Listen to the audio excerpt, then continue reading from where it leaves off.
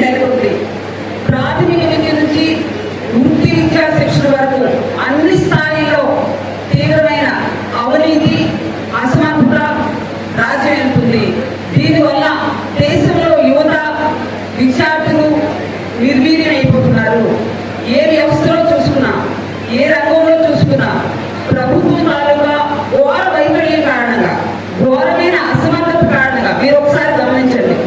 పరీక్షలు question papers leak అవడం, అంటే ప్రశ్నాపత్రాలు లీక్ అయిపోవడం, all of a sudden exams రద్దు చేసేయడం, all of a sudden forceful pre examinations అంటే బలవంతపు పునః పరీక్షలు, ఉద్యోగ నియామకాల్లో ఎంప్లాయ్మెంట్ రిక్రూట్మెంట్ చేయడంలో కూడా తీవ్రమైన జాప్యం చేయడం, నిరుద్యోగ సమస్య. అంతేకాకుండా మనం చూసాం అటు నీట్ కానీ, సిబిఎస్ఈ కానీ, పిఎస్యూస్ కానీ, వ్యాపం కానీ, ఎన్టీఏ వంటి సంస్థలు కూడా నిర్వీర్యమైపోయి వారి తన ప్రతికూలమైన ప్రభావం దేశ యువత మీద పడింది. దేశ యువత మేల్కొనాలి. విద్యా వ్యవస్థలో ఇటువంటి మార్పులు మంచివి కాదు. సామాజిక ప్రగతిలో విద్యారంగం చాలా కీలకమైనది. అట్లాంటి విద్యారంగం నిర్వీర్యం అయిపోతుందన్న విషయాన్ని విద్యార్థులు తెలుసుకోవాల్సిన అవసరం ఎంతైనా ఉంది. మంచి భవనానికి గట్టి పునాది ఎంత అవసరమో విజ్ఞానవంతమైన సమాజం ఏర్పాటుకు విద్య అంత అవసరమని రాహుల్ గాంధీ గారు దేశ వ్యాప్తంగా తిరిగి చెప్తున్నారు విద్యార్థులకి.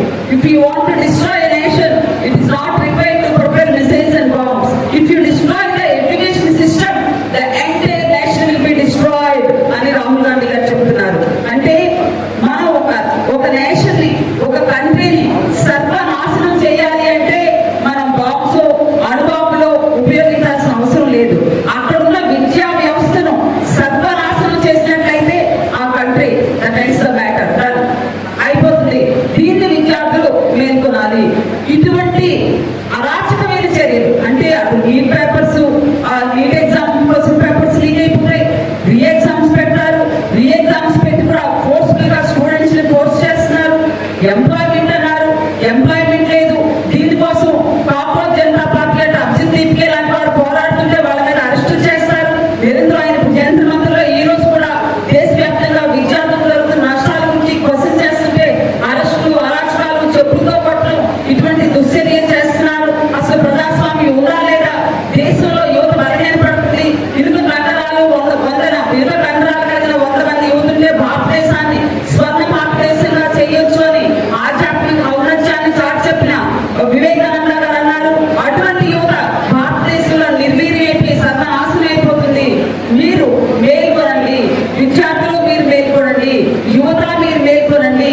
రేపు భారతదేశ సంపద మీరు బలహీన పడిపోతే, ఏ దేశంలో అయితే యువత బలహీనమవుతుందో ఆ దేశం అన్ని విధాల సామాజిక, ఆర్థిక, రాజకీయ రంగాల్లో అన్ని విధాల సర్వనాశనం అయిపోతుంది. యువత బలంగా ఉండాలి. ప్రపంచ దేశాల్లో 33% యువత ఉన్నది భారతదేశమే. అటువంటి సంపద, అటువంటి మానవ వనరులు, అటువంటి శక్తివంతమైన మానవ వనరులు ఈ రోజు సర్వనాశనం అవుతున్నాయి. మీరు మేల్కొనండి అని చెప్పడానికి మాత్రమే ఈ ప్రెజెంటేషన్ ఇచ్చారు. మాకు క్లియర్ కట్ ఇన్స్ట్రక్షన్స్ ఇవ్వడం జరిగింది. మేమెవరికి చేరుకోవడం ఇది పార్టీ పరంగా కాదు. విద్యార్థులు కూడా వారు ఆడే మాటలు ఏవైతే ఉన్నాయో, వారి ప్రెజెంటేషన్ ఏదైతే ఉందో మేము వినిపిస్తాం.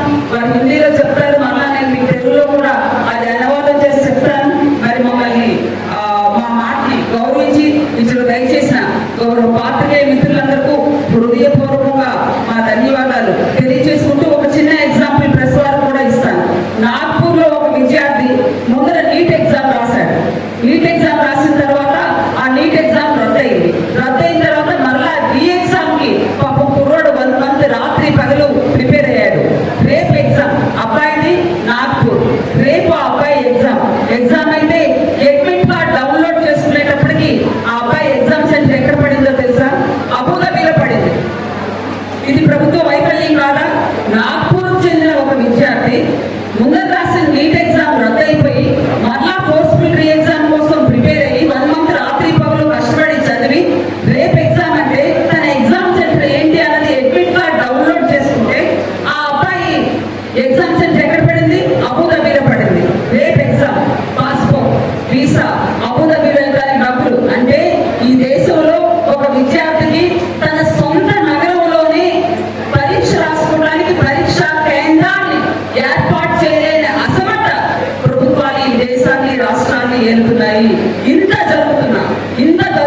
దేశవ్యాప్తంగా ఈ దేశంలో బాధ్యత గల ప్రభుత్వాలు అటు ప్రధానులు అవ్వచ్చు, విద్యాశాఖ మంత్రులు అవ్వచ్చు, ఎవరు పలకటం లేదు, వినటం లేదు.